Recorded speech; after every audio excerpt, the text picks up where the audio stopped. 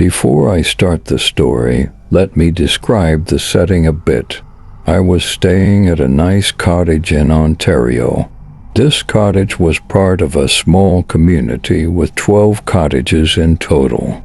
They were all arranged in a semicircle around a beautiful park. The park had tall trees, a small playground, and a picnic area. The cottages were close to a stunning lake where people could swim, fish, and canoe. During our stay, my older brother and I became friends with a kid named Brandon, who was about 14 years old. Brandon had a habit of wandering off on his own and preferred hanging out with us rather than being with his family. As a young kid, I couldn't understand why someone wouldn't want to be close to their parents. Maybe it was because I was a bit of a goody-goody when I was younger. I always did what my parents told me, always follow the rules, and tried to stay out of trouble. Honestly, I didn't like Brandon much since he was a bit of a troublemaker, but he was a good friend of my brother. Since I looked up to my brother so much, I would follow him everywhere, even if it meant hanging out with Brandon. I wanted to do everything my brother did because I thought he was the coolest person in the world. Eventually, Brandon got the idea to sneak out at night. Of course, my brother tagged along. Since we shared a room, I had no choice but to join them. At first, we simply wandered over to the park and hung out there for a while, enjoying the quiet night and the cool breeze rustling through the trees. But soon we all felt bored and wanted to do something more exciting. I suggested we call it a night and head to bed, but the older kids were the ones making the decisions. Brandon proposed exploring the woods, and even though I tried to argue against it, they just ignored me. Reluctantly, we set off into the woods with only the faint glow of Brandon's phone to guide us. Thankfully, the woods weren't too dense. You could even hear the distant hum of the highway just a few miles away. After a short walk, I wanted to go back, but I only had two choices: walk back alone in the dark or stay with them. After a while, I realized that the woods had gone quiet. No crickets, no owls, not even a breeze. I pointed this out, and we all stopped and listened. After a couple of seconds of complete silence, my brother spoke up, sounding annoyed. "Can you be quiet? I'm trying to listen." I was confused and told him I didn't make any noise. Then he mentioned the heavy breathing, comparing it to a dying pig, and told me to keep it down. Just as I was going to argue, I heard the breathing too. It was heavy and sounded difficult. I whispered, "That's not me. I can hear it too." My brother looked at me. Then the breathing got louder, as if it was getting excited. Above us there were two lights. They glowed brightly in a brilliant blue hue, swinging gently from side to side.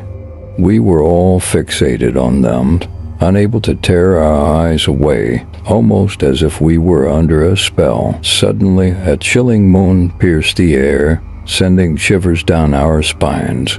It sounded like someone who had smoked for years, struggling to let out a scream while desperately gasping for air, and we started running.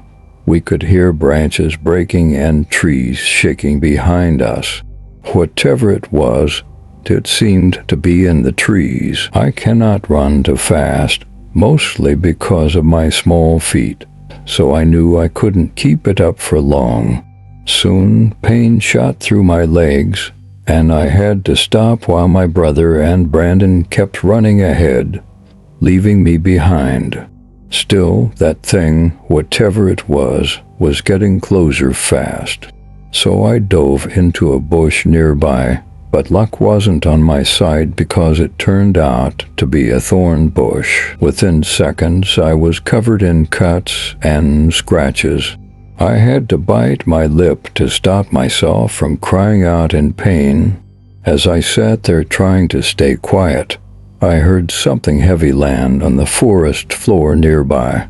From my hiding spot in the bush, I saw the two lights from before shining into the small clearing where I was. But these weren't lights, they were eyes. Those eyes revealed a creature that seemed like it came from a scary dream.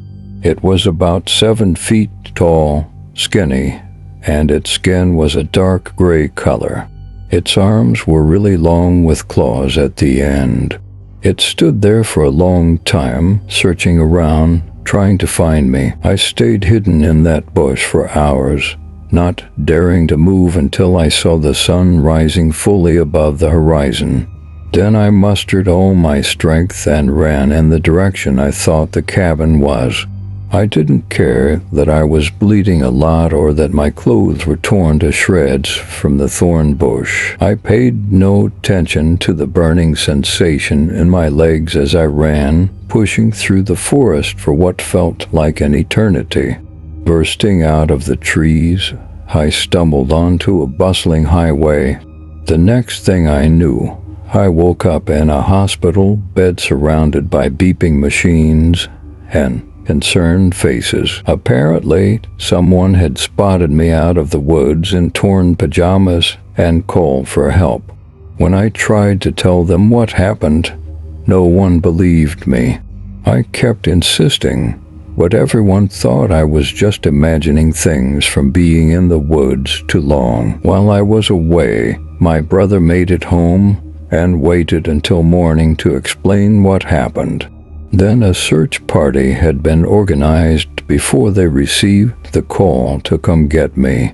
It's been over 7 long years since those terrifying events happened, and I've spent countless hours scouring the internet, desperately searching for any information that might help me identify that mysterious creature. This happened about 2 years ago, before the pandemic, during a time when my mental health and relationship with my parents were not good. So I often felt alone and misunderstood, which made everything even harder to handle. And to make things worse, a good friend of mine, who I had also gone on a couple of dates with, had left the city. We had been close, and losing him, like that was a shock. I remember feeling numb and empty, unable to process the loss. Eventually, I started having terrible dreams. Although I can't remember everything that happened in all of them, there was one thing that was always the same. The room or whatever place I was in would get darker and darker. All my dreams are from my point of view, so it felt like a weird dark haze was creeping into my vision. But it was even worse than that. The entire room would go dark, like that scene in Lord of the Rings where Gandalf gets mad at Bilbo and everything suddenly darkens. That's the best way I can describe it, but in my dream, it felt even darker and heavier. Then I would start to feel a cold, heavy feeling in my stomach, along with complete terror, even though I couldn't see anything else, and nothing had happened yet. If there were people in my dream before, they would suddenly vanish when the darkness came, or in an instant. They'd all start staring at me with blank, lifeless faces. Now, having a bad dream once is scary, but this happened every single time without fail. If the people didn't disappear, they'd be staring at me, and then this feeling would come. If you've ever had your arm or leg fall asleep and felt that strange pins and needles sensation, it's sort of like that but worse, and it gets heavier as it goes on. It feels like something is grabbing me tightly, squeezing me so hard it's crushing me. Sometimes it even feels like it's focusing on my throat and choking me. I feel really scared, like I'm surrounded by darkness, and often there's this loud buzzing noise in my head, like when you hear static on the TV mixed with the sound of cicadas. It makes everything feel heavy, and I feel completely helpless, unable to break free. This continued until I managed to break free and wake up, but the fear didn't stop there. I often stayed awake for hours, unable to go back to sleep, scared that the dream would come back if I closed my eyes. Eventually, my mental health deteriorated even more, and I ended up moving in with a good friend named Amelia. She had a small cabin in the countryside, far from the chaos of the city. Amelia was very religious and an all-around wonderful person. She was always there for me, listening to my problems and offering support. One night, while Amelia was away babysitting, I had another intense dream. This time, it felt like being thrown into a movie without knowing what's happening. I remember stumbling out of the cabin, jumping into my Jeep, and speeding down dark back roads. I called Amelia, telling her I felt really sick and something bad was going to happen. But instead of her voice, I heard a low growling voice whispering weird words I couldn't understand. Suddenly, the headlights of my Jeep turned off, and my vision became dark. Then a big hand reached through my hair at the back of my head, pulling me back forcefully. The growling got louder, and I felt like something heavy was pressing down on me. In my mind, I begged God to help.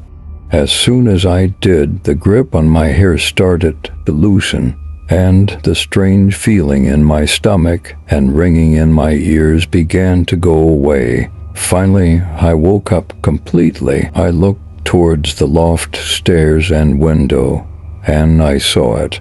Two red eyes staring at me from the second-story window. I called Amelia right away, and she prayed for me over the phone. By the time Amelia got home, everything was back to normal.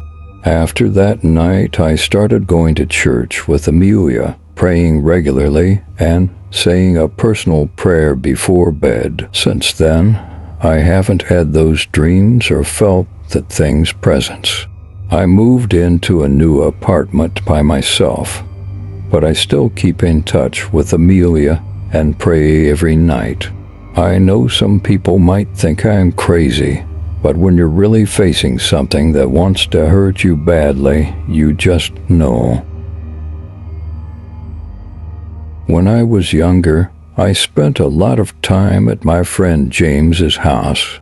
James was like a brother to me, especially since I didn't have any siblings of my own. My relationship with my parents was strained, so James's house became my refuge. We spent countless hours in James's man cave, a small space in his backyard where we could escape reality and just have fun. But there was always a limit. James's parents would often hint that it was time for me to leave, subtly or not so subtly, indicating that I had overstayed my welcome. Whenever this happened, I'd walk back to my own house, dreading the inevitable confrontation with my mom. She would always find something to yell about. Whether it was dirty dishes or my unwashed clothes, it was a constant source of stress for me. James's house was only a 10-minute walk away, but at night it felt like a journey through an entirely different world. One night I decided to leave early to avoid the usual hint from his parents. It was around midnight, pitch black outside. As I made my way down the dark streets, I heard some strange noises ahead. The sounds were faint at first, like someone was groaning or grunting. As I got closer, they grew louder. I couldn't see much because of the bushes dividing the paths, but the noise was definitely coming from just ahead. I stepped into the road to create more space between me and whatever was making those sounds. That's when I saw her. An elderly lady, maybe in her 80s, was lying on the ground, groaning and grunting. My instincts took over, and I rushed to help her. I carefully moved her into the recovery position, something I remembered learning in school. She wasn't responding, just making those grunting sounds. I felt so helpless, it felt like an eternity before the medics arrived. Every second seemed to stretch on forever. I kept thinking that this lady's life was in my hands. When they finally showed up and took her away, I felt a mix of relief and lingering anxiety. I had never been in such a situation before. Seeing her later, doing yard work in her garden, was a surreal experience. It was a reminder of that night and how close things came to being very different now. Every time I see her, I wave. She doesn't know what happened that night, but for me, it was a life-changing experience. I've walked that path a million times since then, and nothing unexpected has ever happened again. But that night is something I'll never forget. It made me realize how fragile life can be, and how important it is to be prepared to help others in need.